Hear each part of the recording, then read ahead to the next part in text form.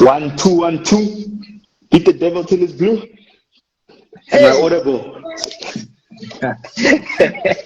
Am I audible, bro? Yeah, I can hear you loud and clear. My dog, what's good? I've been clicking this thing 100 times. What's going on here? Sorry, I forgot. I don't use Instagram a lot, so I didn't have my microphone on. So I had to go out to my settings. I'm live. Oh. Where's Marv? Yeah? Where's Marv? Mav, I don't know. Maybe just dial him. Sorry, my wife wants to fix things on me here. No, it's too late for your wife to be putting on makeup on you now. Yeah, bamboni, John.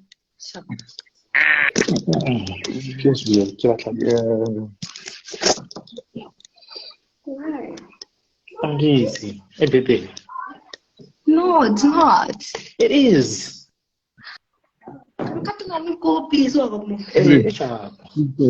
I'm live.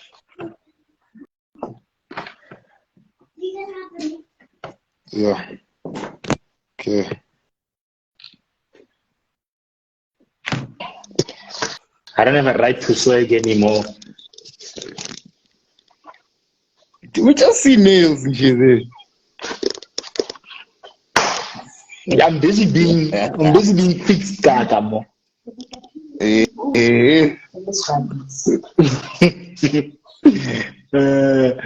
guy in the orange is busy coming here. Your wife is she's being a wife.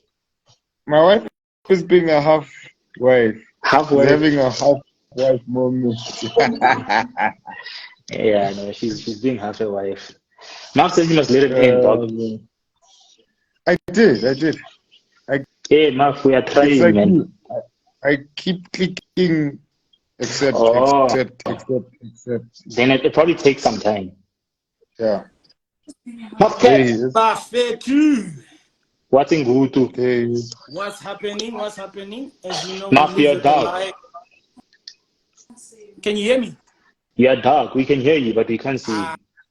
Chief. You see, now when you start saying, once we start saying things about Windows, then you're gonna hate us here. and he's the one with the backup systems. Tabo, what towel? Eh? Hey, 1.5. 1.5. Hold on. Let me try something. Yeah. My wife has been outed. She's been caught. Yeah, Hopelang could see. You good? Away.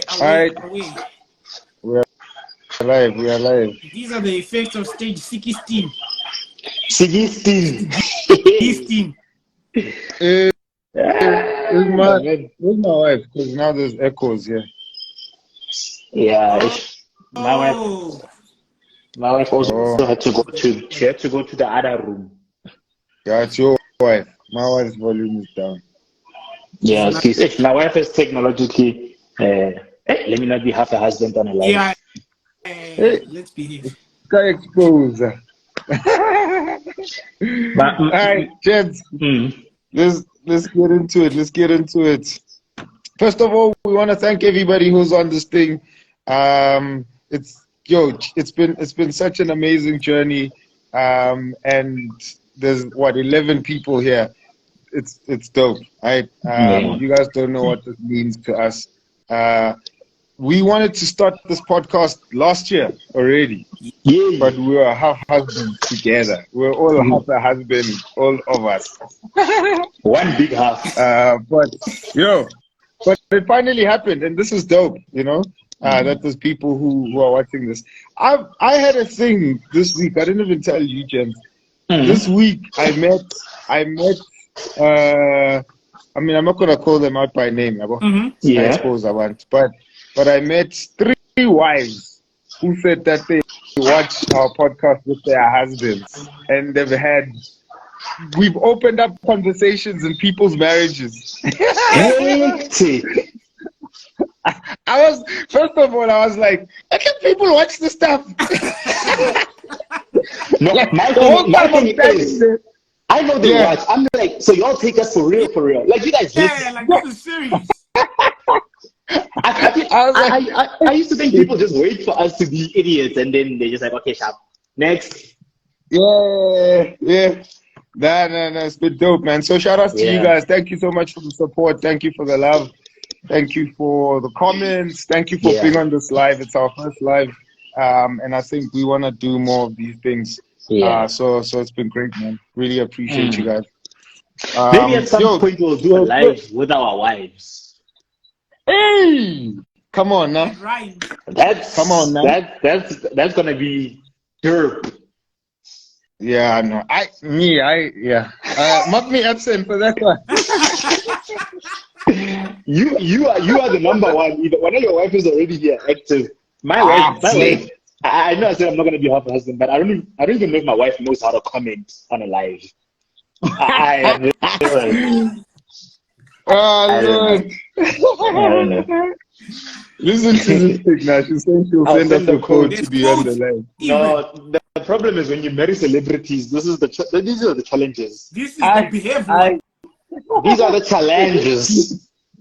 Lord, please. Yeah. Okay, 20, what are we doing, bro? Yeah, so we wanted to do a Q&A. So some of our episodes in the past few weeks have had a lot of engagement and there have been questions that have come up. So we wanted to address some of those questions. But there's also a chat, and this is probably after sex. I think this is like one of the fieriest chats we can have, right? And that is about self-love versus self-sacrifice. Right. So we wanted to have this platform as well to actually go through the chat where we discuss self-love. What does self-love look like versus self-sacrifice? So today's live is mostly about the Q&A, but we also want to have an underlying conversation at the same time about self-love and self-sacrifice. Dope. Yeah. That's dope, man. So we're gonna jump straight into it. There was a question before we go into something else. Answer the what's the question? What is this thing? I want to open them here as well quickly. Yeah, I haven't used Instagram in 5 years or 100 years. Bro, so we're all figuring this thing out together. I downloaded I haven't been on here last year. so long. The reason why I couldn't dial in is Instagram was like switch on your mic and your camera. That's what happened to me as well. Yeah. That's how this good. That's what happens when you become a husband, bro. Your attention. It goes elsewhere. That's probably another chat we should have. Yeah. You know, should husbands be on Instagram? I saw this video of this guy, a Zulu guy, talking about women on WhatsApp, and he was like, "There's no wife material in a woman that uses WhatsApp." You WhatsApp? I was like, wife material is people who use emails. That's right. They still want to send you letters. All right. Yeah. Yo, guys, if you have any questions, please throw them on the thing. I'm going to paraphrase this question. I read it earlier on. I can't find it now. But it said, I'm paraphrasing, and I might butcher the thing. But do you guys ever think about being single? Or do you have any, if you ever have any thoughts about being single? I think, how do you deal with that? So do you have any thoughts about being single as a married guy? And if you do, how do you deal with that? I think Mark should go first because he usually comes with the very mature, well-seasoned answers. Hey, Mark is our voice of reason. It's after 5. My English bundles are expired, man. Do you ever think about being single? I think for sure. And my wife is behind me, so if the network dies, it might not be the network that dies. But do you ever think about being single? Yeah, sure. I think the interesting thing is I think the human heart can never be satisfied, right? When I was single, I wanted to be married. Now you get married and you miss certain aspects of singleness. So it's nothing out the norm. And I think one of the cautions I think I always need to remind myself of, because, you know, usually you feel like, yeah, maybe if I was single, we wouldn't have had such and such a disagreement or fight. And it's like, yeah, if you were single, you also wouldn't have had such and such a joy and pleasure with your life. So it all comes with it comes with it all. You've got to enjoy the highs, you've got to enjoy the lows.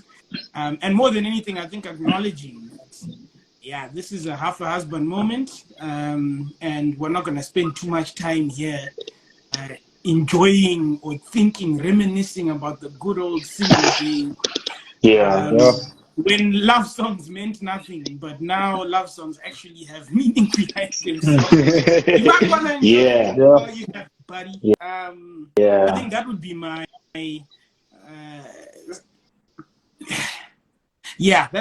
that's all I got for now. And I think as you guys answer, we have other views we can go through it. But definitely you do think about it, and it depends on what it is that you're reminiscing on. If it's out of a fight, then go hug your wife, Joe.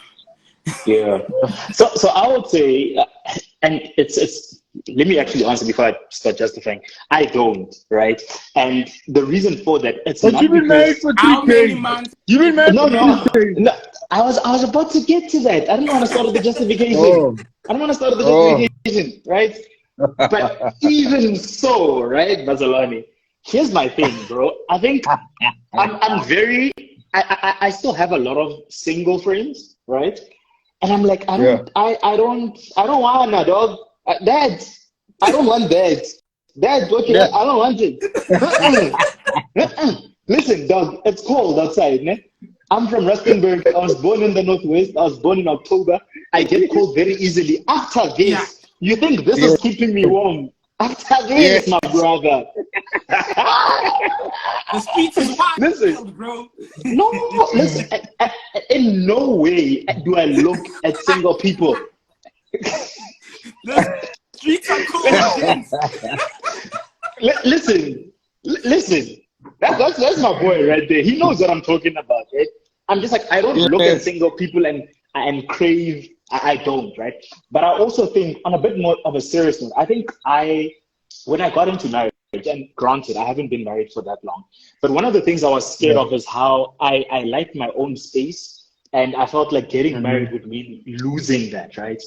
But what I've come to find, at least with my wife and I, is that we so much alike in that we know when to give each other space, and we know when to be in each other's faces, right? And there's been a very good balance, and you guys know, obviously, because I work with you guys, you know the challenges that we are faced with. But I'm just like, the times we've had issues, it's not necessarily because we're in each other's faces. It was just something that maybe we were fighting, but it was never because I felt like I don't have my own space, or I felt like I'm losing myself. It was none of that. So I think on my side, I've found that I've still had my own space to some extent. Yes, I've had to kind of let go of some of it, but I'm still Prince, dog. I sleep better at night. You know what I'm saying? Like, it is what it is, man. I'm just saying. No, I'm not cold. Unless she's pissed. It's worse being cold with somebody in the bed. That's worse.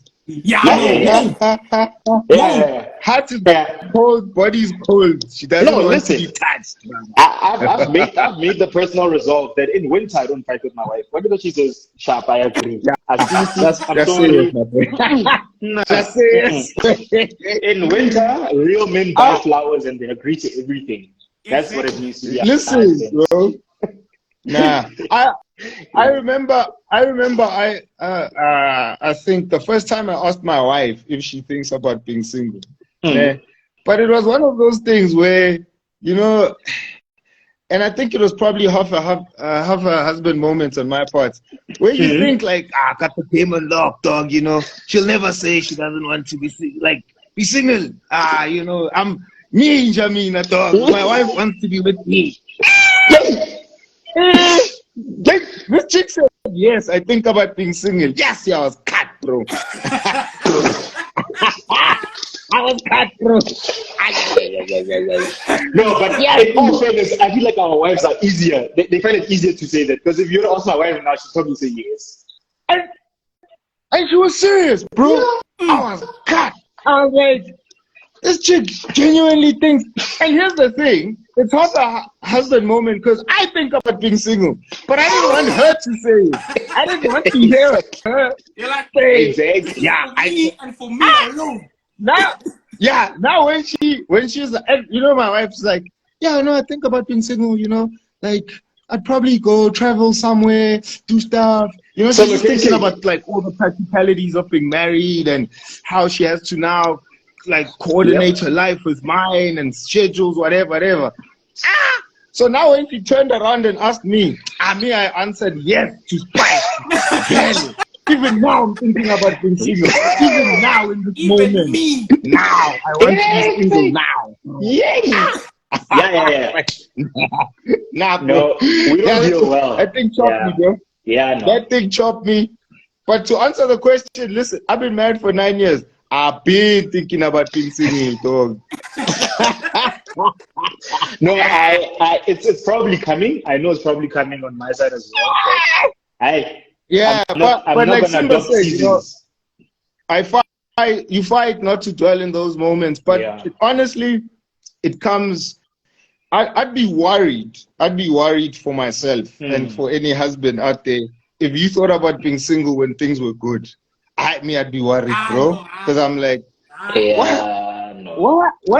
what is going on? What's going this one on is here? not this one. What's going on here, dog? Because most of the time, or in fact, all of the time when I think about being single, it's just when like things are bad, It's like, that's where my mind goes. But if I was single, this would not have happened.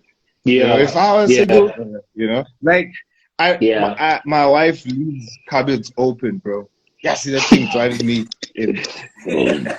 And my man, your Wi-Fi is gonna start glitching. Your Wi-Fi is gonna start glitching. Once you start saying such things, your Wi-Fi is gonna go off. I know, listen, it's fine. I come in the kitchen, the cupboards are open. That's my first thought. If them plomangi one, it's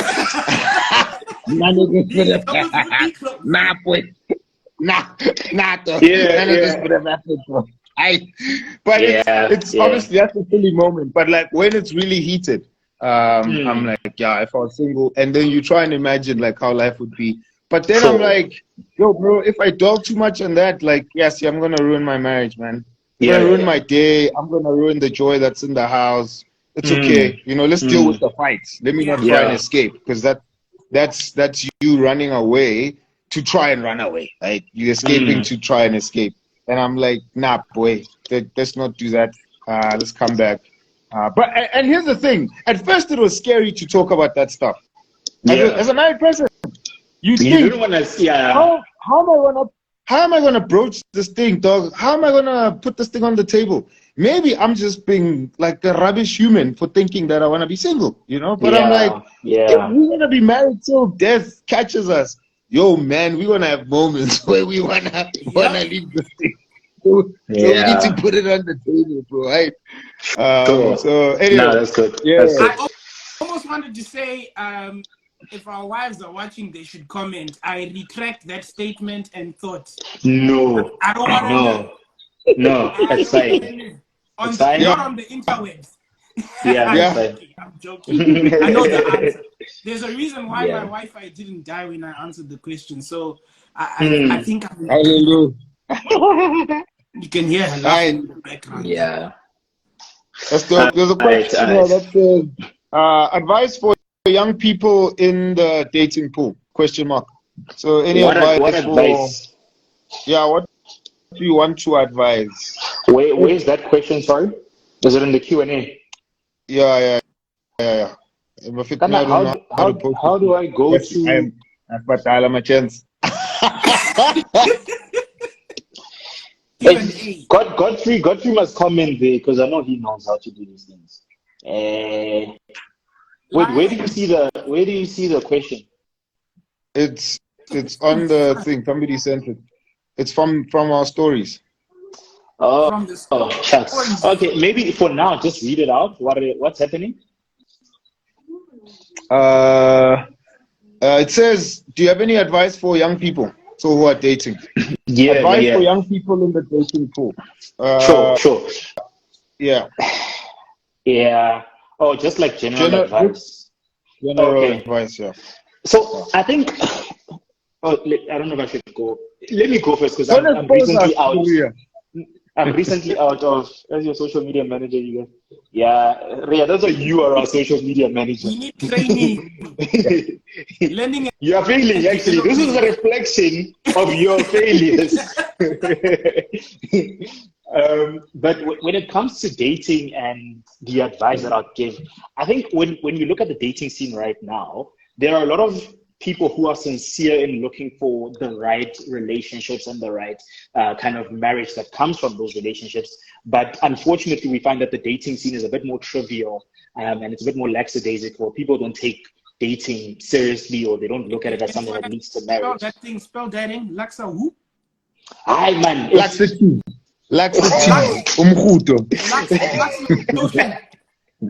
No. So I think, listen, I think for the people who are serious and earnest about being in the right type of relationship, the dating scene can be a bit frustrating right now. And I would like to say to them, I think this is one of those things in your life where you would need to really trust that God knows what's best for you and don't compromise on certain values that you have that are clearly stated. Maybe from the Bible or maybe your parents. Like, there's a lot of wisdom that has been given to you, that has been around you, that I think right now would be challenged, where you're just like, actually, do I need to look for a person that, I'll say this much.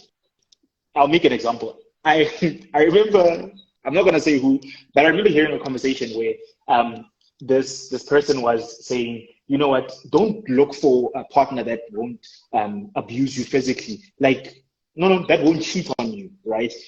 Make sure you just find a person that won't abuse you physically. And what that conversation was basically saying was like, the bar is so low that now let's just settle for as long as he doesn't hit me, you know? And I'm like, that's because people are aware of the current context of dating and how complicated it is, and because of that, people are starting to lower their standards. So the long and short of it is, yes, things are tough. Things are not the way they used to be back in the day, but please don't lower your standard. God sees your heart, and I do believe that God will provide the right partner for you. Yeah. Sure. Hey, man, I think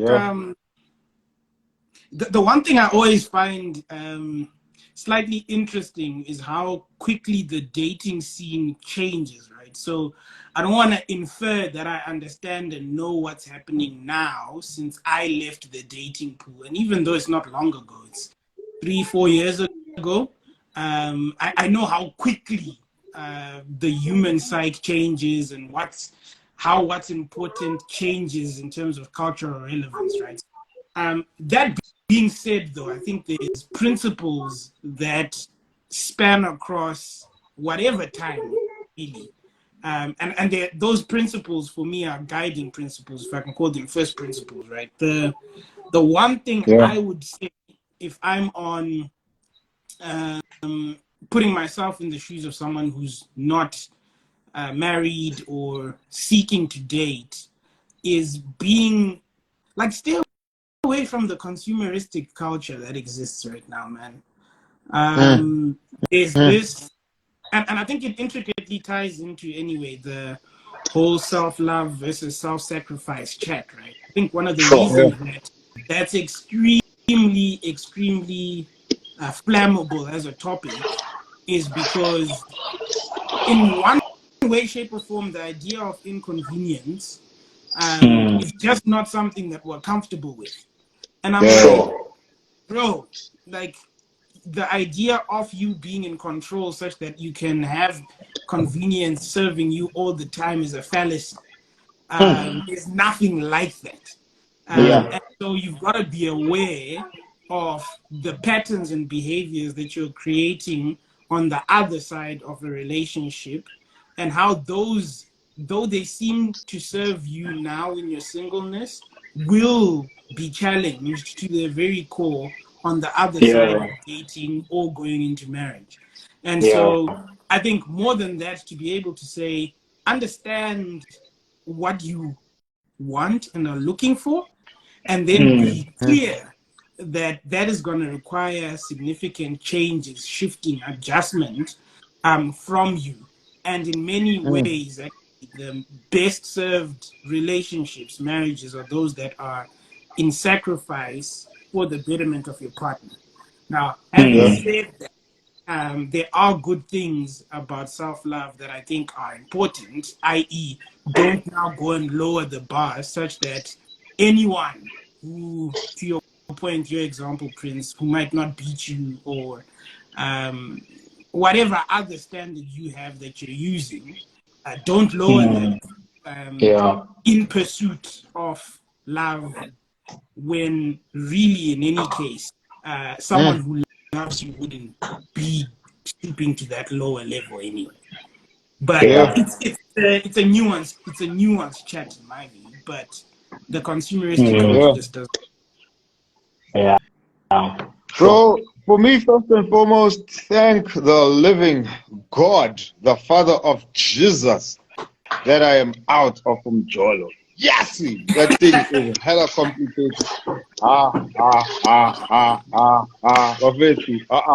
I think we need a moment of silence, bro, for our kind of dating that died 20 years, 100 years.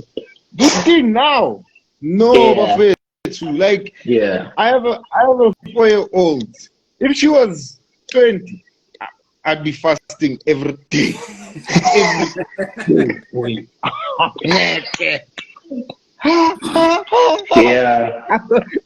This thing is wild, bro.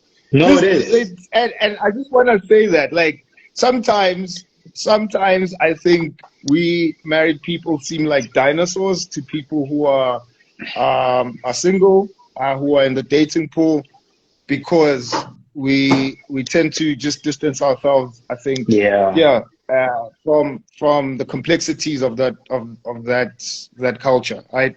And so I just want to say I acknowledge it. I'm not distancing myself. I empathize, especially with the girls. Right? Yeah. I'm like, yay. This thing is just, it's rough, bro. It is rough, right? And especially for girls who still hold some traditional values, traditional views, right, towards relationships, you know, who still believe that a man is supposed to approach them, a man is supposed to pursue them, a man is supposed to make the first step. Because obviously there's girls who are just like, I'm getting it, right? But there's girls who are like, nah, I want to wait, you know, I'll show myself, you know, I'll be in the same places that he's in. Yeah, if you go to a church, you know, and the guy serves at kids ministry, you'll be like, oh, suddenly I like teaching kids as well, right? That's right. That's right. He'll see me. Or you just do the obvious one, you become an usher. Yes. Every Sunday, right?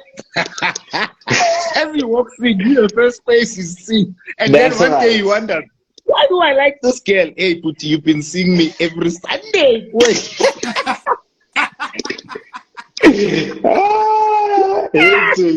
Anyway, I acknowledge, bro, this thing is rough, right? So I just want to say that. I'm like, yo, man, this thing is hectic, right? That's one. Prince Simba, can you capture that question, bro? Because I might use it as I'm speaking. Can Rhea do the things there? I think Rhea's managing the Q&A there. I don't know, bro. Yeah, no, I think. Okay, let's just wait to see. But yeah, there is a question. Yeah, I don't want to. After this one, yeah. All right, go. So that's the first thing I wanted to say. I just acknowledge it and I empathize with you guys. I think dating has become more complex. Already the idea of dating as it's existed. You know, I'm like, I always reference Mandela's age. I'm like, it's not older than Mandela. It might be slightly older, right? If the old man still lived, he'd probably be like, I don't know, 100 and 205. But dating is that young, right? As an idea for us as a society, you know, as people living in the 21st century. So already that thing is developing and it's shaping and it's becoming something. And with every generation, there's things that are added to it. But I think obviously with the advent of technology and how the world has become smaller, dating has also kind of taken the shape of how technology has influenced our society, which then adds a lot of complexities to the thing, bro. Like a lot of complexities to the thing. So that's why I want to say, look, I acknowledge you and I'm with you and I feel for you. With that said, I think what Prince and Simba have already highlighted and alluded to is, what are your values, bro? Right? Girl or guy? What are your values? What is your worldview? And I think because once you have that on lock, and you're very clear on what your worldview and what your values are, what your principles are, how you move in the world, what you're not going to compromise on in any situation, right? Whether it's at work, it's at church, it's with friends, or whatever principles or worldview that you hold. I think that's going to stabilize you then as you enter into this murky, like black, dirty ocean of dating, right? So, because I think a lot of people go in and they still trying to operate with what they saw on Days of Our Lives, or what their mother told them, or what they saw on some reality show, whatever. And then you don't have your own anchor. And so this thing, bro, I'm like, how many Christian dating apps are there outside of all the other apps, right? So I'm like, this Tinder, but Konamo Bambul, Angazi, Bimbori,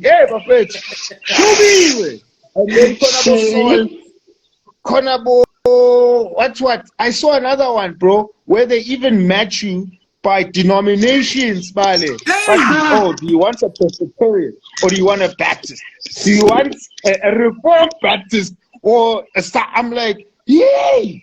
This thing is wild, bro.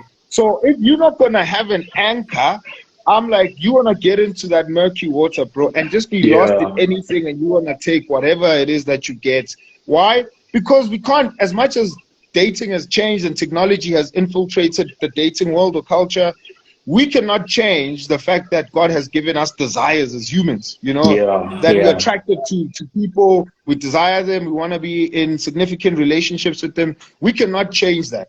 And so once you get in there with unchecked worldviews or principles, bro, I'm like, you opening yourself up to a lot of other wild things that you're going to be tossed left and fro, bro, left and right, back and fro, by anything or the current of whatever the dating world is, or the app that you're on, whatever the stuff is. But if you go and say, these are my principles, it's my worldview, I'm not going to compromise on this. Yeah, bro. And then you can easily navigate those waters. And then I think people who are dating, sometimes you just need to take a break, comrade. Yo, bro. I know we want some jolo, we want to be with somebody, we want to settle, we want to get married. But I'm like, generally in life, there's a lot of things that you go at, you know. Let's say you're unemployed and you're looking for a gig. You go at it. At some point, you realize, hey, man, all these rejections are rough, man. You know, let me take a break, chill, pray, you know, find myself again before I put myself out. And it's work, you know, work you have to get so we can live. But I'm like, dating, I think, bro, you just need to take a break sometimes and just say, hey, man, you know, for the next 3 months, if I'm a girl and a guy approaches me, I'm on my break. Unless, obviously, something good, right? And you're like, but you can tell it's games. You're on a break, fine. Then after your 3 months, get back again. But get back with a clear worldview, with clear principles, with knowing what your values are, so that you can have a solid anchor, bro. Because I think, that I see a lot of people getting lost because they don't have that, right? And so if you're a girl, whatever the guy says, you just succumb to it. Moba, you're desperate. Yeah. You want to settle down, be on a table with somebody and have nice dinners, candlelight. You're hungry and you're going to take whatever. Or you're a guy and you just think, I know this thing is not going to work. Nah. Mara, I've been single for too long, Yeah. So I'm Yeah. like, have your anchor. After a while, just take a break and relax, please. Right? Yeah. So for me, that would be that. Yeah. I do feel the need to say this much, though, right? We speak about them taking a break, but I do think that there are some expectations that they have in relationships of the perfect partner that also need to take a break. Where I'm like, it's clear that you've set out 25 things that God needs to show in this person, and it hasn't been working, Just let go of some of the peripheral characteristics that you are looking for. There are certain things that are core to the partner that you want to spend the rest of your life with. And then there are certain things that just like they really are nice to have. And I do think that we need to be real, in as much as, yes, we are saying do not lower your standards. But there honestly are things in your expectations of the perfect partner where I'm like, this is not it, bro.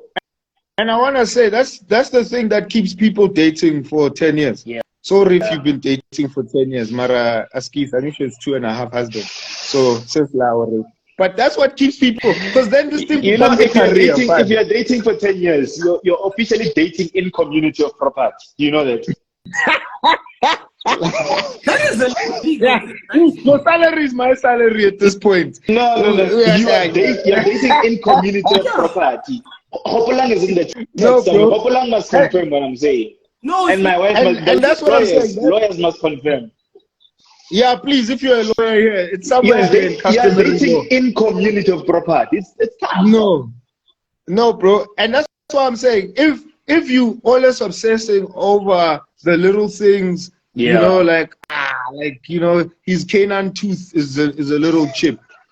And this guy checks everything, dog, He's a good leader. He's good with his finances. He looks good, takes care of himself. We are cares. Some dudes. My chance. Are you right direct? We are cares, right? But a cheap tooth or something. And then you move on to another one who has straight teeth, but his left toe is a little crooked. Then it just this thing becomes when I say your career is dating. No, bro, please. No, it's your side hustle. You're just not getting paid. I agree with you. Take a break from all these other crazy, weird standards that you might have. But for me, I'm like, yo, man, and this is a bit hard. It's a bit hard. But to put a timeline, right? To say if you are in a relationship, I would say if you're in a relationship, yo, man, I'm growing old. I wanna, do stuff with my life. I can't be a serial dater. That's not my career. Dating is supposed to be a bus stop, bro. Can't be a destination. Yeah. It can't be. Unless that's what you want. If you want to date till you die, sure, buffet to humble and stuff. But I'm like, for most people, we want to date because we're getting somewhere. We want to get married. We want to have a family. We want to have kids. And if that's you, but 10 years. No, but the reality is, though, the context now, you find that more people are actually dating recreationally than they are dating for that settling with a partner and all of that. So I think there's a bit of awareness that you need to have as well when you go out there, when you put yourself out there. Personally, I would advise get paid according to denomination. It's safer. They filtered out everything else, so whatever app that is that pays you the denomination, go on that one. Prokalang go bingo and go slides left up. No, go to that one. Reform.com. Let's move to the next question. I saw there was a question. Yes. Shucks, where do we see the questions again? Is Rhea off? Now put them on. There's one here. Oh yeah. No, there was one before this one. Before this one about. It's here. How do you maintain individualism within marriage? We're now Hey, 9 years. We're now 9 years. Move for. it's Lungu. First of all, your line of questioning is wrong, girl. If I'm thinking I'm holding on to individualism in marriage, and again, let's be fair. Let's be fair. There's people who have different definitions for marriage. Mara, like Prince said in one of our episodes, "Faki faka," and my faki faka. In my And our definition here is two individuals who left their individualism to come together to create oneness, right? So I think for me it would be problematic for me to even think of time alone, and I'm not talking about a location here before you come for my neck. Time alone, I don't think of it as individualism, but exactly that, you know, it's half of the couple just taking time alone. So how do we, or rather, Ishmael or maybe what Ria's saying is, how do you not lose yourself when I was about to say, let's address it in that. Prince, you know, you were putting on blush and eyeliner before you got married. One guy. Now people are. So how do you maintain thing? How do you maintain your eyeliner and your blush? What the hell? At least I know I've got real ones in this chat. I saw Ivana. I know there are people who know me for me, so they don't believe you. Okay, so one, I think spending time alone. We spoke about that in solocation, but as I was answering that, I don't think that's probably what Ria is asking. But how do you know, people fear losing themselves when they get into marriage. But even that thinking, anyway, I'm correcting myself. Even that thinking, you are going to lose yourself. Because if you want to hold on to who you are in marriage, it's going to be tough because you are two different people who come with, somewhat similar worldviews to an extent, because I think if you marry somebody with a completely different worldview, or shuba. So to some extent, your worldviews are similar, right? They're not complete, they're not identical, because you're not the same person. So it's two people with similar worldviews coming together. And so there's things about you have to abandon to make this thing work. I think by definition, that's what makes a healthy marriage, that you have to abandon certain things about you as an individual so that you can make this thing work, and vice versa, right? And we're both doing that at various points. There's things that I didn't consciously think about before I got into marriage that, hey, I might have to quit that habit, change the way I do a certain thing, change how I speak. I didn't probably think about that. But as I live with somebody and then we rubbing up against each other, I'm like, oh, smack, maybe I shouldn't say that next time. Oh, smack, I used to hang out with Simba and Prince and come home at 7. Maybe now I should come at 5, right? I'm losing a part of my routine, a part of how I lived, a part of how I moved in the world. And so I think, bro, how we've maintained being individuals is in our style. That's it. And I'm gonna end here. People who think my wife dresses me, I think those people are gonna burn somewhere in here, like, because my wife doesn't. I love dressing myself. My wife knew that, and she loves dressing herself. That's the only thing we've kind of kept. I think, at least top of my head. Obviously, there's other things, but I've kept and developed my own personal style, and she's done the same thing. And we've given each other advice on how to. So when she's like, hey, I don't know how this outfit looks, I'm like, all right, cool, here's a gem, vice versa.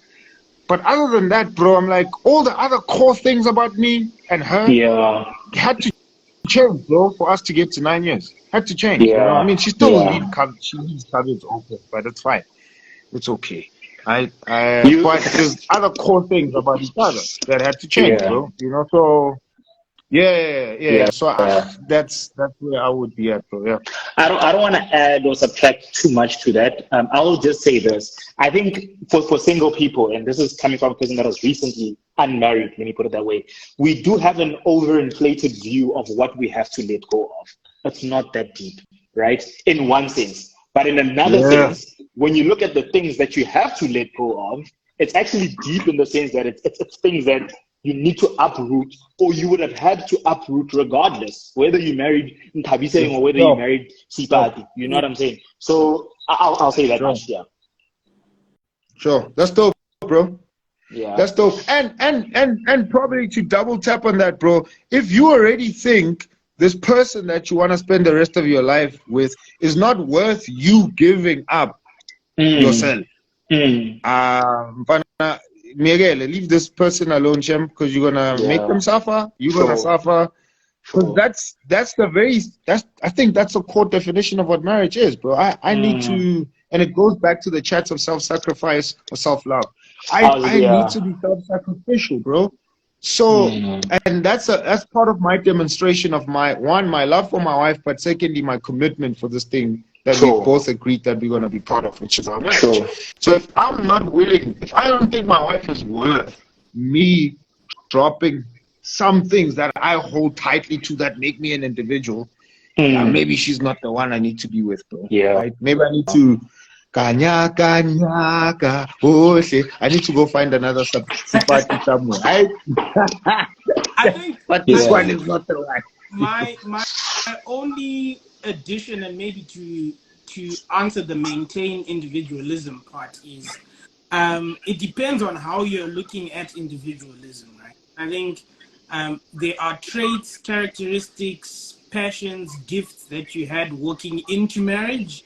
And to Prince's point, it's not that deep. Your partner loves those things about you. And so they may not enjoy all of those things, but you will still be permitted to do those things in as long as they are not in jeopardy of your relationship. So you can maintain individualism if we're talking about it as this is the core of who I am. These are the things that I enjoy. But equally, on the other side, your spouse is worth you letting go of some of those things that you may. Come on now. Come on. That's good. That's good. That's good, Doug. So, without laboring this point, let's move to the next one. This is a question. You guys grab that other question. Sorry, somebody threw a question earlier on. It's this one. It was the one by Omo. How has marriage redefined the definition of words such as provision and protection for you gents individually? Cool. Hey, like you've been providing and protecting for 9 years. Move home. You've been throwing these things at me. Let me go for it. How has the definition changed? I think one of the things that I would say by God's grace I've been able to experience is community that kind of made it easy for me to transition into marriage, right? So when it comes to things like provision and protection, right? Not to put him on the spot, but I'm just like, Black has been married for 9 years, and I've known Black before I was married, and I used to see how he did relationships and how he did marriage. And I think in that, when I looked at Black, when I looked at some of my other brothers, it actually dispelled some of the myths about things like provision and things like protection. But the reality is that when I look at what I understood about these things before I was married, it was mostly informed by hashtag indodamas or hashtag a woman deserves, whatever the case was, right? But when I got into community where I was able to see what marriage was like, words like provision, I would say for me, changed from being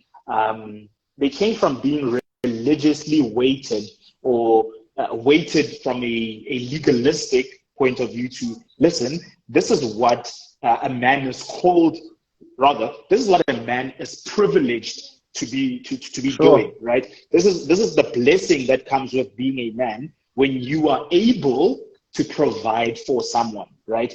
Before I got married or before I was in community, it was mostly about, and when I get married, I need to provide. But when I got closer to marriage, it was a thing of, no, when I'm gonna get married, I'm gonna be in a position where I can provide, and I look forward to it, And it adds that joy into me waking up in the morning when you've seen the memes going around where it's cold outside, but you said that you work well under pressure. I'm like, it's true for us as married gents as well. But the reality is, I wake up, I see my wife, and I'm like, snap! I have an opportunity to invest into someone's daughter's life. I remember the promises I made on my wedding day, and if anything, provision is now a privilege as opposed to a burden. When it comes to protection, protection is a bit. I think for me now in marriage, it's almost like the opposite of provision, where as an unmarried gent, protection as a concept was very abstract, right? I was like, yeah, I need to protect my wife. But in marriage, I'm like, yo, man, this is probably the one thing that gives me stress, right? And when I look at my wife, like my wife is the most, bless her soul, but she is, my wife doesn't think there's danger in life, My wife doesn't, I don't know where my wife lives, but it's not in South Africa, dog. My wife thinks flying your way, Prince. Watch out. No, man. Tell us what estate you live in, Prince. Where there's heavy security. Blink twice if you're unsafe. No, man. My wife just thinks that you get driven around. No. Listen, bro, my wife thinks the best of life, the best of everything, the best of everyone. And I oftentimes have to come out and be like, babe, watch out for this. Babe, just don't do this. Babe, I mean, he asked you for your name, but he wasn't really asking for your name. I've found myself having to be so protective over her. But I think it's a calling for me to do what's best for her, because there's a protection that can also be spurred out of insecurity, right? Where I'm just like, hey, don't do this, don't do that. But the reality is that I'm doing that because I want to maybe keep her to myself. But I have to ask myself, if I'm saying I'm protecting her, what am I doing, and how can I be accountable to doing that for her benefit and not for my own insecurity? I'll Sure. I think I'll go, and then the veteran can go after. Dude, have you ever thought about it that your marriage is a toddler, bro? My marriage is in grade 3, my God. Anyway, your marriage is already long division. Next year, my marriage is writing exams. His marriage is. Yeah, no. Listen, your marriage comes home without the left shoe, my man. Yeah, it's all a sleeping blazers. Why are we buying 4 blazers in a month? That's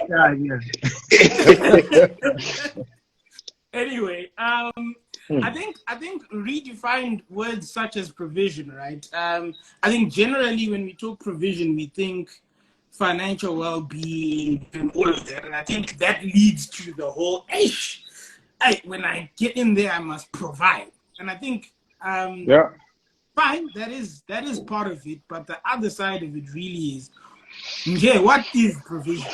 And at the end of the day, it's making sure that your family is in a space, in an environment where they're taken care of.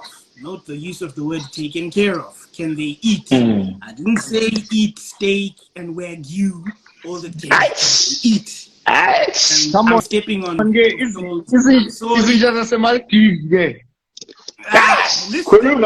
Wagyu steak. Hallelujah. Exactly. But all that to say, provision takes on different meanings, right? And beyond the financial side, there is an element of safe space for your wife as well, right? Can she come to you and emotionally unravel herself and know that she will be fine? These things are not going to be against her. And again, on the flip side, right, because this conversation is very, it becomes a whole no. So must she not work? Is her income, and yours is yours? And I'm like, no, it just means that if things get rough, I'm the one who has to go figure out where we're going to get stuff. And if there's one slice, I think, like you always use this example, if there's one slice of bread left, she's eating, me, I'll drink water. I'll figure it out. That's right. Yeah. Drink water and go play. That is right. That is right. When one walks into that, it sort of unburdens this whole weight of I have to be earning X and whatever. It's, take care of your wife. If you got kids, take care of your family.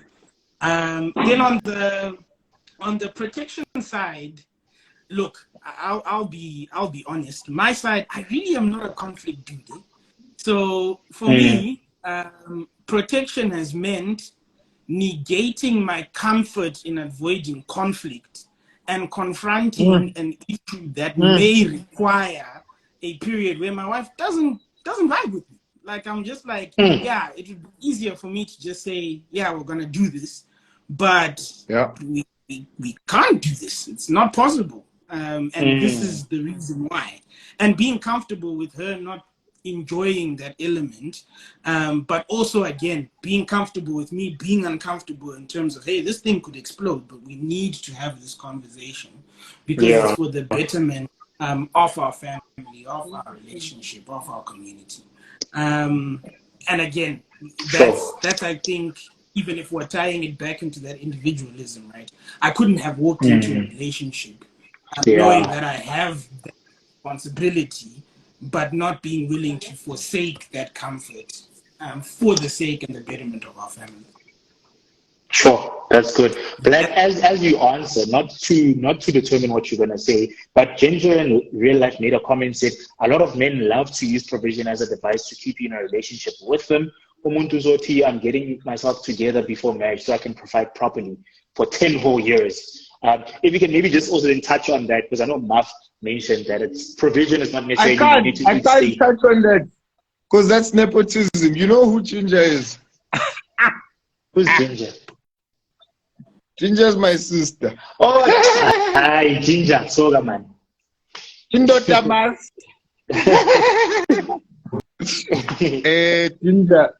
mtanagamma. That's a good survive. We need to call this thing quits.